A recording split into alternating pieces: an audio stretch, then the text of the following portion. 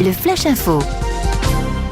Dans la nuit de mardi à mercredi, sur réquisition du procureur de la République, un important dispositif de contrôle a été mis en place sur la 84.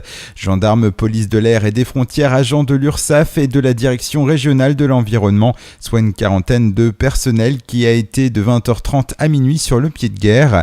Tout le flux de circulation dans le sens Rennes-Caen était dévié par l'aire de repos de la baie à une demi-douzaine de kilomètres d'Avranches.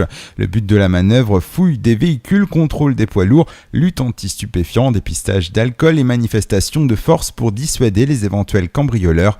Au total, près de 700 véhicules ont été contrôlés. Social, après avoir fait irruption lors du dernier conseil municipal du 26 septembre, l'intersyndicale de l'hôpital Pasteur s'est encore invité en nombre au conseil de surveillance qui se déroulait mercredi matin en présence de la direction et de Jean-Michel Houllegatte, le maire de Cherbourg. Ils étaient près de 180 manifestants à venir réaffirmer leur opposition à la mise en place des services de 12 heures, la suppression des RTT et la réorganisation de l'hôpital.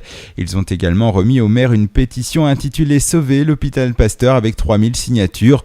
Jean-Michel Houllegatte s'est à nouveau engagé à ce qu'une médiation soit mise en place dans les négociations avec la direction.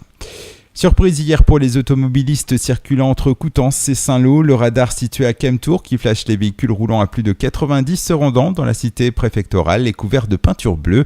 L'auteur de cette fresque sauvage risque jusqu'à 3 ans d'emprisonnement et 45 000 € d'amende, mais difficile pour les gendarmes de retrouver l'artiste peintre. Quant à savoir si le radar reste opérationnel, aucune précision là-dessus. Pas d'inquiétude ce jeudi 10 octobre si vous habitez dans les environs de la centrale nucléaire de Flamanville. Des sirènes d'alerte seront déclenchées dans la matinée dans le cadre d'un exercice interne. EDF communique cette information en amont pour éviter toute inquiétude des riverains. Et puis un mot de sport pour signaler que le week-end dernier à Limassol en Chypre, un jeune Coutancé de 21 ans a été sacré champion du monde junior de biathlé et de triathlé, discipline dérivée de pentathlon. S'il n'était que 15 en compétition, Alexandre Henrard a néanmoins fini devant un Tchèque, un Espagnol et des Égyptiens, des grands de la discipline.